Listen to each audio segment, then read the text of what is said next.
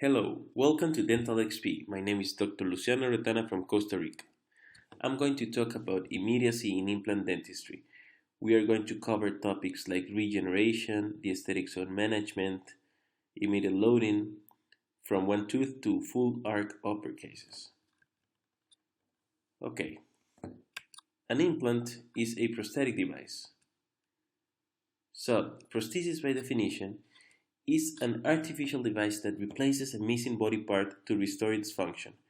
This is very important because we are not going to place implants just to be osseointegrated, but we want implants to bite because the patients come to our office for teeth, not for implants. So we need to manage really well the occlusion, biomechanics, biology, and of course we need to have common sense. So if the objective is the prosthetic rehabilitation of the patient, we need to do the diagnostic and planning from a prosthetic point of view, and we need to understand that the implant is just a therapeutic companion. So right now we're placing implants to restore patients, so we don't know in the future, but we always need to have the same base, the prosthetic approach. Let's talk about regeneration. Very common question. Which graft material should we use? We know that the problem is the post-extraction bone loss. So we know that during the first 3 months we lose between 1 and 3 millimeters of height and between 3 and 5 of width. This is under normal circumstances, without accidents, without infection, without traumatic extractions. Just by losing the tooth we lose height and width. So how we manage this? We need to do atraumatic extractions, we need to do socket preservation, we need to understand healing, we need to understand the biological properties of graft materials, we need to use a standardized surgical technique, and we need to use a protocol for graft material selection. So let's go to basics. We know the fundamental components of tissues are cells, matrix, and proteins. I took this graphic from Eduardo Nito's book and explains really well which function has each of the components. We know that the competent cells are in charge of osteogenesis. The soluble proteins are in charge of osteoinduction, and the matrix is in charge of the osteoconduction. So, what is osteogenesis? It is the formation of new bone from living cells transplanted within the graft. An example of an osteogenic material is the autograft. Osteoinduction is the property of a material to induce differentiation. Example of osteoinductive materials, BMPs and advanced PRF. Osteoconduction is the framework onto which existing bone cells may grow. So this is the field to play bone regeneration. Examples of osteoconductive material: autograft, PRGF, advanced PRF, xenograft, all the allograft. So it's very simple to find an osteoconductive material. All the materials we use for regeneration have at least one of these three mechanisms. However, only the autograft has all three of them. So let's talk about the structural classification of bone. This is a clinical term, of course. So, compact bone. This is the dense solid bone that we found at the outer cortical layer of the maxilla or mandible, and we found it also at the plate of the extraction socket. Then we have the trabecular bone. This is a less dense bone that we found located between the cortical plates. Then we have the lamellar bone. This is a highly organized secondary structure of bone arranged in a typical layer fashion. This is a very mature bone. And then we have the woven bone. This is a highly cellular, less organized, poorly mineralized bone and is formed in response to growth or injury. An example of this bone is when we make the extraction, and this is the bone that we found a few weeks after the extraction, like 2 weeks after the extraction. This is woven bone. Then, cells. So talking about cells, We have the osteoprogenitor cells. These ones are the undifferentiated stem cells. Then we have the osteoblast. This is the bone-forming cell, responsible for deposition and calcification of the extracellular bone matrix. Then we have the osteocyte. This one is a mature osteoblast. It's not related with the bone forming right now, but is related with the cell-to-cell communication. So this one is fully differentiated cell surrounded by a mineralized bone matrix. And then we have the osteoclast. This cell is responsible for the resorptive aspect of the bone, modeling and remodeling. So this is a bone resorbing cell. Once the cell's signal and matrix triangle is complete, we obtain fully regenerated bone after 4 to 12 months, depending on the number of factors that we manage. So we're able to go down with this time if we add inductive activity to the bone. Then we need to understand that the bone is dynamic. We have remodeling. This is the internal turnover of bone. We have osteoclastic and osteoblastic activity, and they are balanced. An example of remodeling is the development and long-term maintenance of healthy bone at the peak. Then we have modeling. This is the response to some stimulus or physical force, and the bone may change in three-dimensional size or shape. Why? Because we have more osteoclastic activity than osteoblastic activity. An example of this is the change in the alveolar bone following the teeth loss. If we have dynamic mechanical loading within physiological limits, we're going to have remodeling. But if we have mechanical overload, we're going to have modeling of the bone. So let's talk about bone graft materials. We have several graft materials, and we are able to classify them based on source, where we have autograft is bone from the same patient. Then we have allograft is bone from the same species but different patient.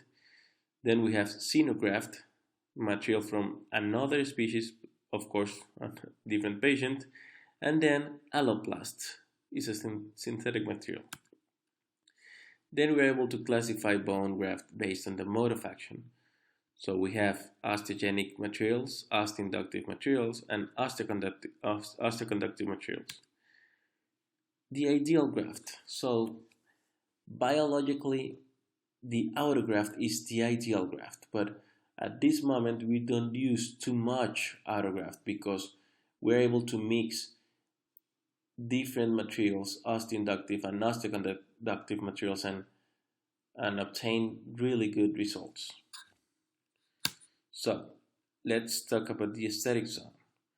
If we're dealing with restorations in the aesthetic zone, we have 4 very important factors that we need to manage to obtain aesthetic results. One is the position of the teeth. The other one is the size and proportions, of course, color, and shape. But if we're dealing with implants in the aesthetic zone, the most important factor is the transition between the pink and the white. If we do not manage this concept from the beginning of the treatment, we are not able to have aesthetic results. We are able to have an Italian perfect technician that give us a very natural crown, but remember, if we do not manage this transition, no aesthetics. Then, a very important factor that we need to deal with is the gingival thickness. We are able to give very predictable results in thick gingival biotypes, but then there's a little bit more difficult to manage the thin gingival biotype. Then I want to mention these articles that I found, and they're very important if we're dealing with the aesthetic zone. This one talks about the thickness of the anterior maxillary facial bone wall, and they measured the bone wall in 2 different points. The MP2 is 4 millimeters from the CJ, and that one was the MP1, and then the MP2 is at the middle of the root. So they measure a lot of patients in these two different positions. And look the results. They found that the MP1 4 millimeters from the CJ, almost 89% of the cases, there's no bone wall or less than 1 millimeter. So look the results of the MP2. More than 90% of the cases, less than 1 millimeter or no bone. Then, this other article from the Korean group is very similar results. The thickness in the central incisor is 0.97. The thickness of the wall in the lateral incisor is 0.78. And the thickness of the wall in the canine is 0.95. Very similar results. All of them less than 1 millimeter. And then they also conclude that it was impossible to show a relationship between the gingival biotype and the bone thickness. So we are able to have a thick gingival biotype, but that doesn't mean that we have a thick bone wall, okay? Then this very well-known article from Mauricio Araujo and Linde group talk about the ridge alterations following implant placement. And they conclude that the placement of an implant in the fresh extraction site obviously failed to prevent remodeling that occurred in the walls of the socket. And this one from Cecchinato and Linde group talks about the factors that influences the ridge alterations following the immediate implant placement.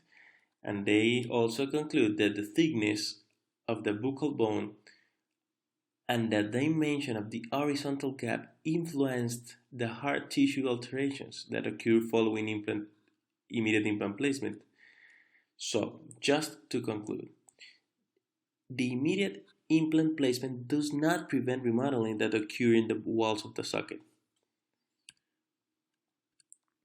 The thickness of the bone wall, the buccal bone wall, as well as the size of the gap influences the hard tissue alterations. And the buccal bone wall measures 1 millimeter or less in almost 90% of the cases. So we need to treat all the cases like if we have no bone wall or less than 1 millimeter. So let's talk a little bit about the 4D concept. This comes from an article of Funato, Salama, Garber, and all of them, and they talk about the 4D. This is the timing when we're going to place the implants also, not just the 3D, but adding that time.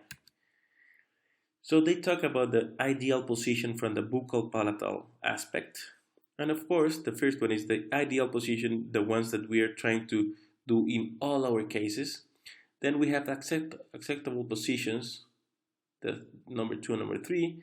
And the wrong position, this position I call it the 90s position because there's a lot of implant dentists from the 90s that use this position. Based on the palatal approach, this, of course, we never found the bone like this in our patients, but this is just to illustrate how we position the drill to go to the palatal and place the implant in the ideal position. So, of course, we drill with this angulation just to enter the socket, to enter the cortical, and then we redirect the drill to the ideal position. And this is the chart that talk about the timing. And they talk that if we have intact with thick gingival biotype, we're able to place the implant immediately, and we're going to have very optimal results. And then if we have deficient and we are not able to place the implant, we have no bone to place the implant, of course we need to do a delay technique, because if not, we're not going to have acceptable results. They also talk about the interproximal height. This is very important if we want to have aesthetics with a transition, remember, because the interproximal height is the one that will give us the papilla. So if we have no interproximal height, we're not going to have papilla no matter where we place the implant. If we place it instead of 1.25 millimeters, we place it 10 millimeters from the tooth, we're not going to have papilla at all. And of course, the other measurements between the contact point and the bone height and the implant implant distance, and tooth implant distance. Then I also found this very simple article from Nicholas Alian and Dennis Tarno group that talks about the classification if we're dealing with the aesthetic zone. So if we have, the type 1 is if we have bone and we have soft tissue, we are able to do immediate implant placement with no problem, and we're going to have predictable results. But if we have soft tissue but no bone wall, we may treat these cases, but if we fail, we're going to fail awful. And then the type 3, of course, we're not able to place the implant immediately because we need to form the tissue. So we make a delay technique, we remove the tooth, we create tissue again, and then we place the implant. So let's talk about this case. This case is a young female patient that came to my office with the father, the mother, the grandmother, the dog, the sister, all of them crying because this lady fell at the bathroom and broke both central incisors. The number 8 is okay to save it, but the number 9, we're not able to save that tooth. We need to make the extraction, of course, because of that fracture.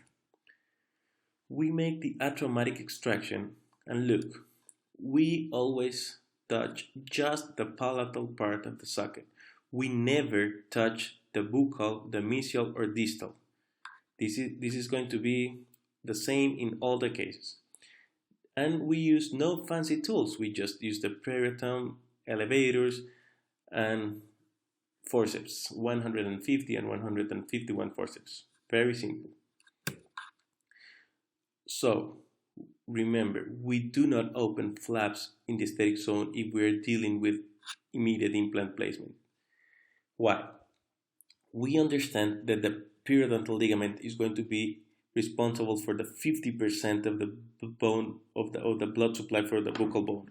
So, if we make the extraction, we are losing 50% of the blood supply. Then imagine that we make a flap. We're losing the periosteum, so we're losing 40% of the blood supply. And we're leaving just 10% of the blood supply, so there's no way that a tissue survives with just 10% of the blood supply. And if we close the flap, we're not going to have angiogenesis immediately. We need to wait at least 6 days. So imagine 6 days just with 10% of blood supply. So no flaps at all if we're dealing with aesthetic zone. I mean immediate implants, of course.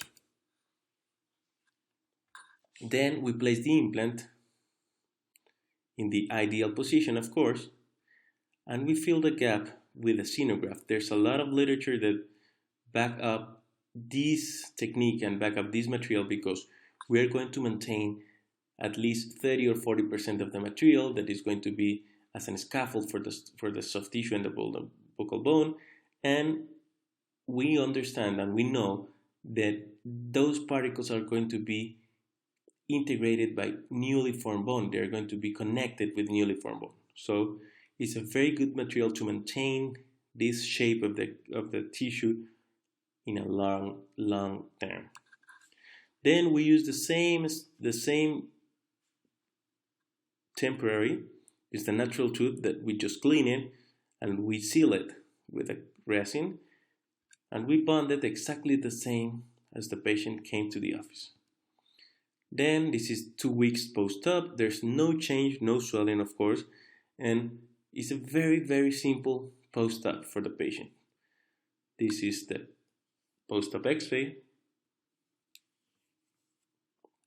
And then look, 3 months post-op. The patient lives like 3 hours from my clinic, so she went to another clinic 1 week earlier to this appointment just to rebond the temporary because she felt a little bit loose. And look, they invade the papilla with the material. 1 week and we have swelling of the papilla. Imagine if we do this for 3 months, we're going to lose a lot of bone height and we're going to lose the papilla. But lucky this is 1 week, okay? So we remove the temporary. We prepare the number 8 for veneer, and we make impressions. And then we decide for a zirconia abutment because the only reason that we choose this abutment is because we want to do the veneer and the crown with the same material, feldspathic material. So that's the only reason that we use a zirconia abutment. Then this is the final delivery of the crowns. Look, very nice results, no change at all at the tissue. X-ray. Okay, no changes. Nice results, simple, no over treatment, just simple techniques respecting biology. And look, 1 year post-op, no changes at all, no change at the zenith, anything. 2 years, the same. And look the x-ray.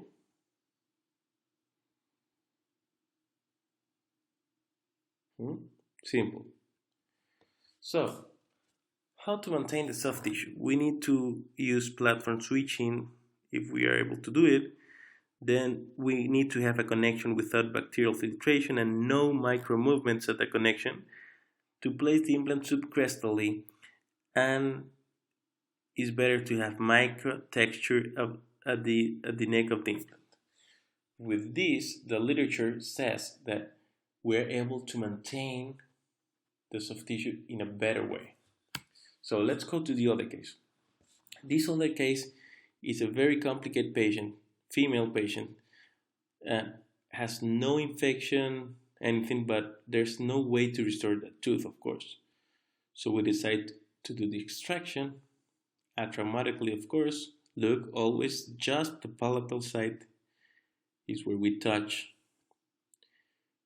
We place the implant in the ideal position, and then we're going to do the immediate loading of this implant with a peak post. We need the minimum requirements of primary stability of the implant, 35 newtons per square centimeter, or we need to have the ISQ measurement with the Ostel of 60 at least. If we have more than that, we do the immediate loading with an acrylic tooth, and we bond it to the peak post with acrylic. We reshape it, and then remember, we always do under-contour restorations for the temporaries. Then we graft it with a xenograft, and we deliver the crown. We always explain to the patient that we're going to have a little bit shorter temporary and a little bit buccal temporary, because we don't want the patient to touch it with lateral or protrusive movements. So look, we check the occlusion, of course. We leave always these temporaries without occlusion during centric occlusion, lateral, everything. Okay, and it is very important to explain to the patient that they need to take care of this temporary, and mostly at the 4th week, 1/3 to 5th week. Why? Because we have the dip. Remember that at the 4th week we don't have too much biological stability, neither the mechanical stability. So this is a very critical time for the implant. So these patients has no pain at all, so they need to be very careful not to bite with the tooth. Okay, this is the post-op x-ray. 10 days post-op, 2 months post-op, 3 months post-op, and look what we found. This is what I like to find. Soft tissue, a lot of soft tissue. And look, those white particles are the bone graft that we remember that we graft till the zenith, not just the bone. And then I found this article very important. Is the color changes depending on the restorative materials, and they conclude this. Look, well, they use titanium, then titanium with ceramics, then zirconium, and zirconium with ceramics. And if we have 1.5 millimeters of thickness, we're going to have changes in the color that we are able to distinguish with the naked eye. And then, if we have more than 3 millimeters of thickness, we are able to use any material that there's no color change that we are able to distinguish with the human eye. So in these cases, we're able to use titanium, we're able to use zirconium, we're able to use wood, whatever we want for the final abutment. So we measure the stability of the implant and we deliver the crown. Very simple, no changes at all for the soft tissue, and that's it. This is another case. This patient came to my office after a fight. So this is a temporary from a local dentist, and fortunately we have the root in there. So we just remove the root and we place the implant immediately. Ideal position as always. Look. And then we're going to use a denture tooth to make the temporary. In these cases we work really fast. The patient came in, we make the CBCT, the planning, clinical exam, and then we proceed with the implant placement and temporization. We bond it with acrylic to the peak post, and then we finish to reshape the temporary. Look, that's what we have for the final outcome. And we understand that it is less harmful to have an under contour temporary than over contours. So if we have over contour, we reshape it again a little bit and we deliver the temporary. That's how we are going to maintain the soft tissue in ideal position. Okay, so this is a very simple technique, very natural technique. Okay, this is another case. This is an American patient that came to my office with this number 9 root resorption, but very nice bone. So we make the CBCT, extraction, as always, not touching the mesial or distal or buccal. We place the implant at the ideal position. Then we measure the stability, and if we have good stability, we're going to do the immediate load. And we are going to use, in this case, the natural tooth as the temporary because we have very atypical characteristics of the tooth. So we bond it with resin to the peak post, and after that we graft. And remember, we're going to graft based on this article that talks about the dual zone managing. We graft not just for the bone, but we also graft for the soft tissue. So we graft till the zenith of the socket. This blue gel is chlorhexidine, so we use it just to maintain the clean as possible, the temporary, and then we seal the temporary with PTFE and resin. This is the final outcome, and we did an immediate CBCT. And look, this is very interesting. We have exactly the same result as we planned from the virtual surgery. Then the patient came in 3 months later. We opened the access of the temporary, and look what we found when we removed the temporary. A perfect and nice healed tissue. Look, as always, we have the little particles in the soft tissue of bone, and we need to transfer that position, that emergence profile to the technician. Of course, we need to have a copy of the temporary for the final crown. So we make an open tray technique, and we transfer that information to the technician. That's how we do it.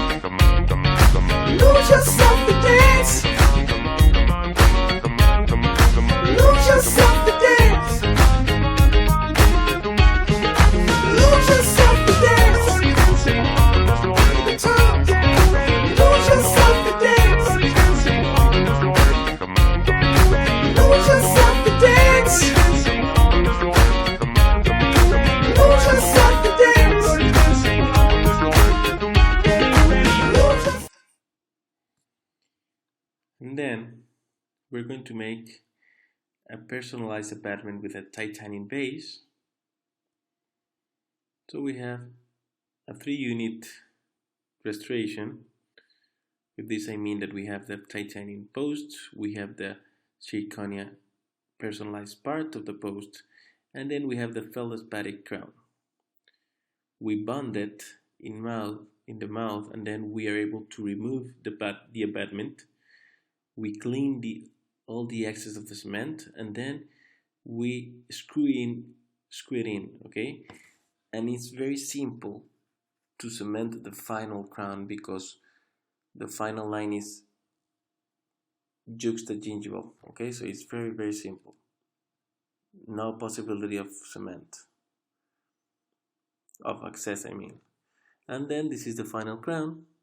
Very nice result, very similar, because remember that we have a lot of characteristics, but that's what we have. Final outcome, very nice.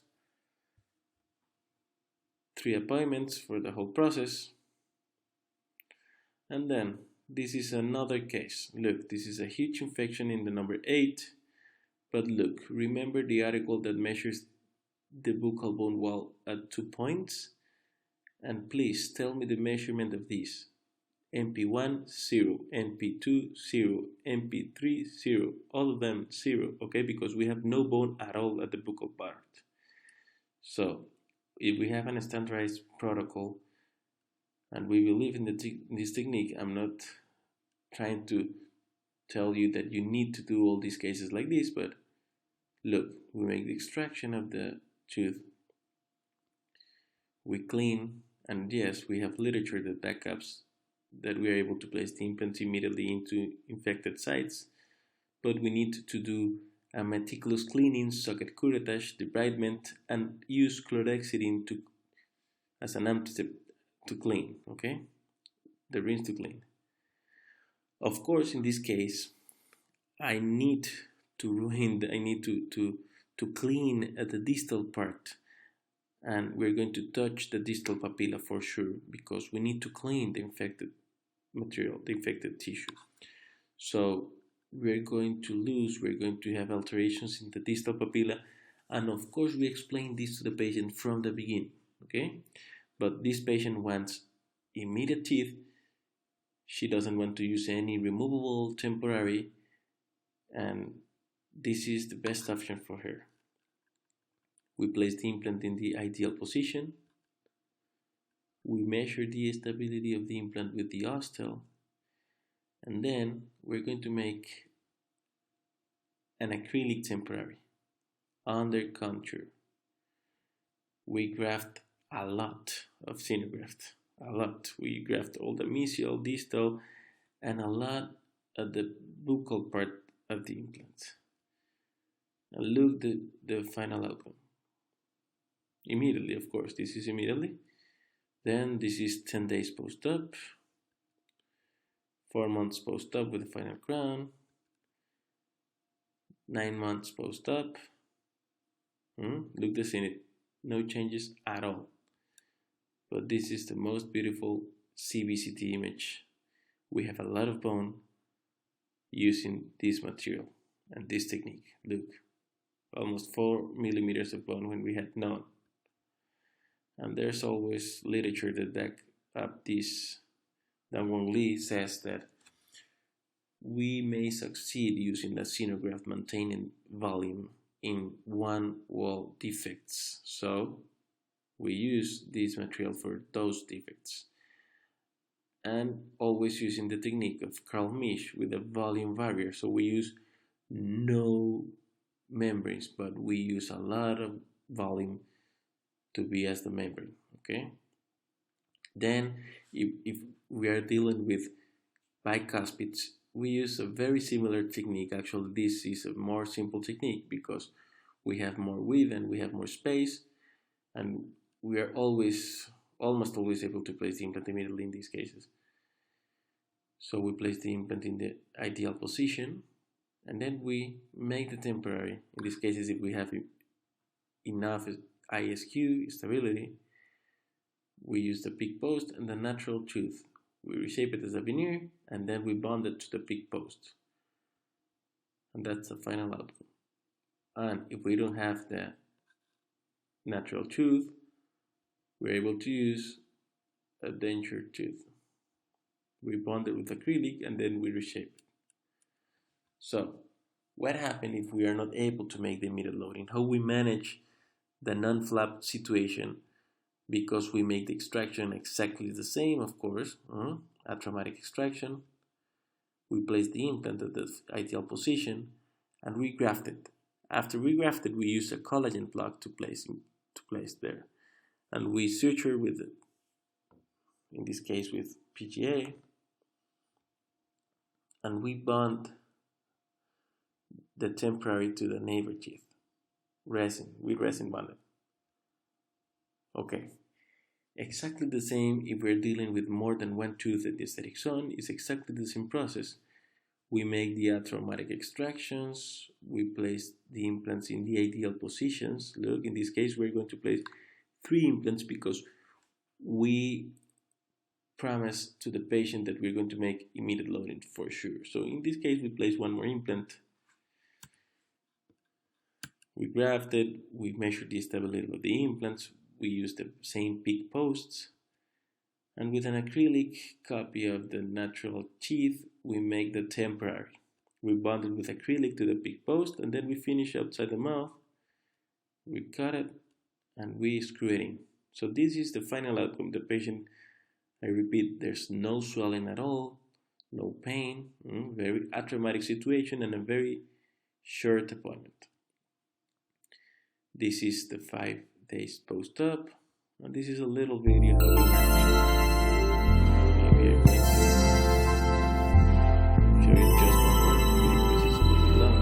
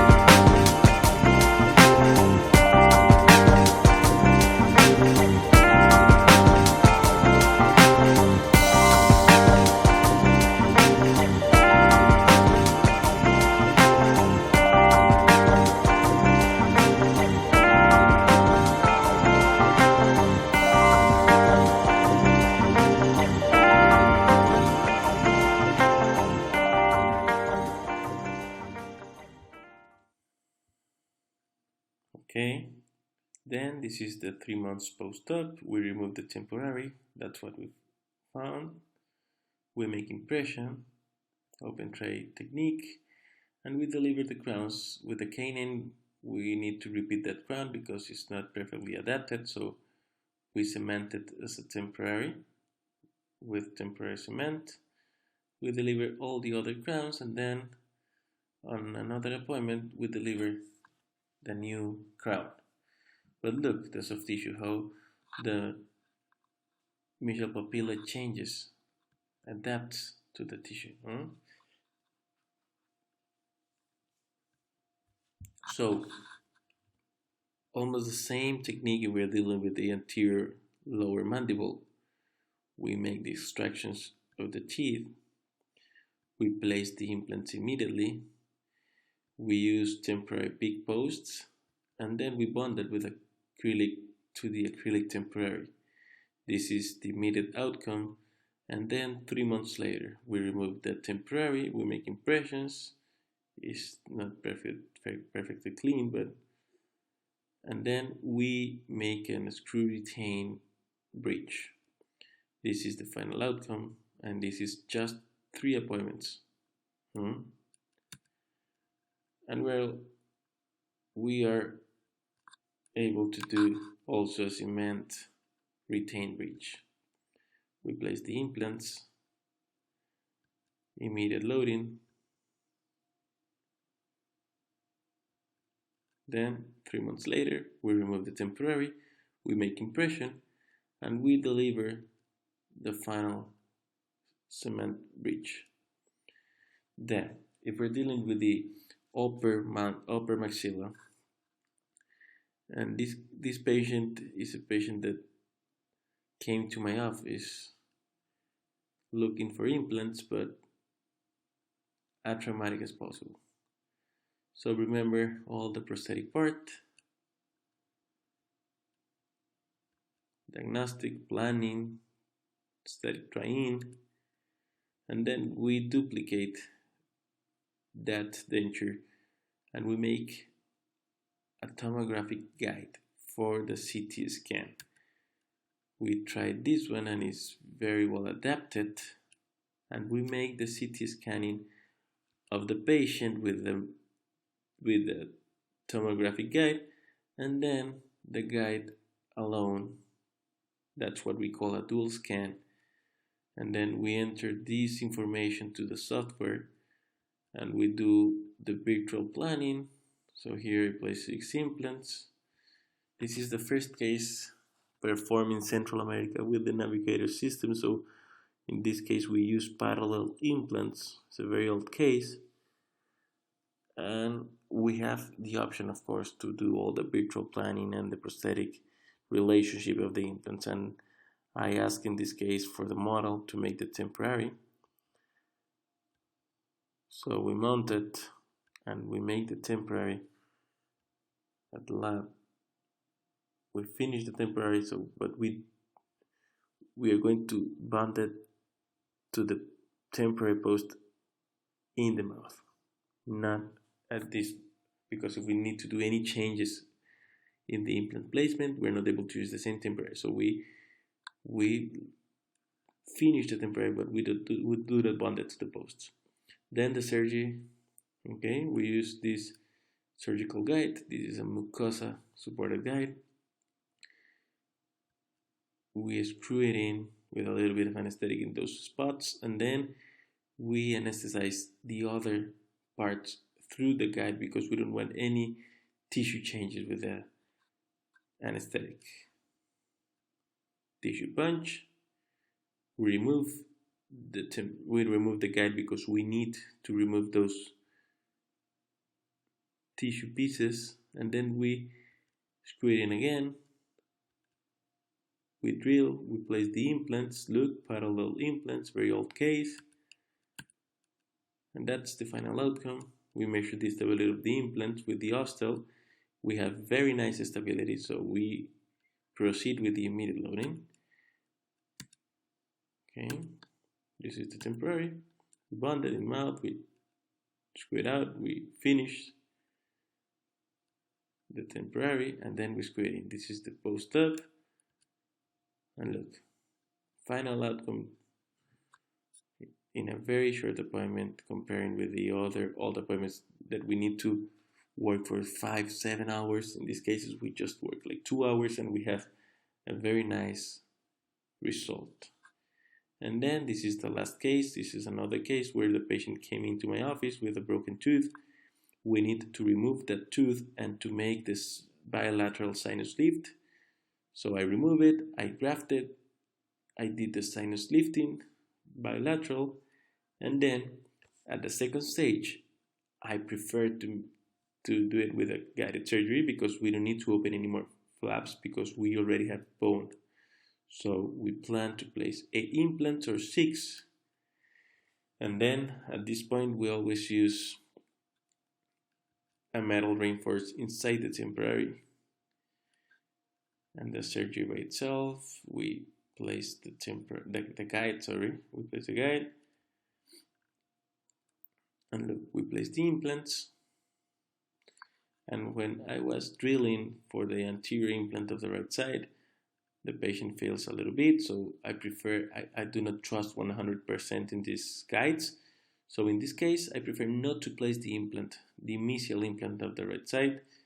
So I left the patient with 7 implants, no problem at all to make the immediate loading.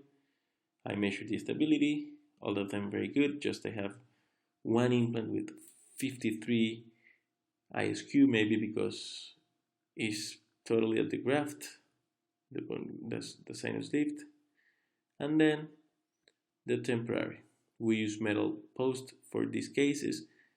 The only cases I did with a temporary plastic PIC post was the other one, but all of the next ones, always we use titanium temporary post. This is the denture, and we screw it in. So this is a very, very simple appointment.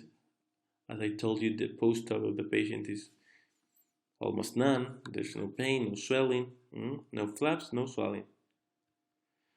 And then we wait for 4 to 6 months, depending on the patient. And look, one failing implant, the one with the 53 at the initial stage, failed. But no matter, we have 6 more implants with very good stability. So we proceed with the impressions, G verification, and we send it to make a CAD/CAM structure for the hybrid denture. In these structures, we don't need to use any transmucosal abutments. We just screw it in directly to the implants, okay? And then we finish the case with this hybrid denture. So it's a very simple case and a very nice case, and that's the idea for all the cases, that we need to do it respecting biology, understanding a lot of occlusion, and giving the patient real and very good solutions with less expenses and less time. So thank you very much for joining me, and see you soon.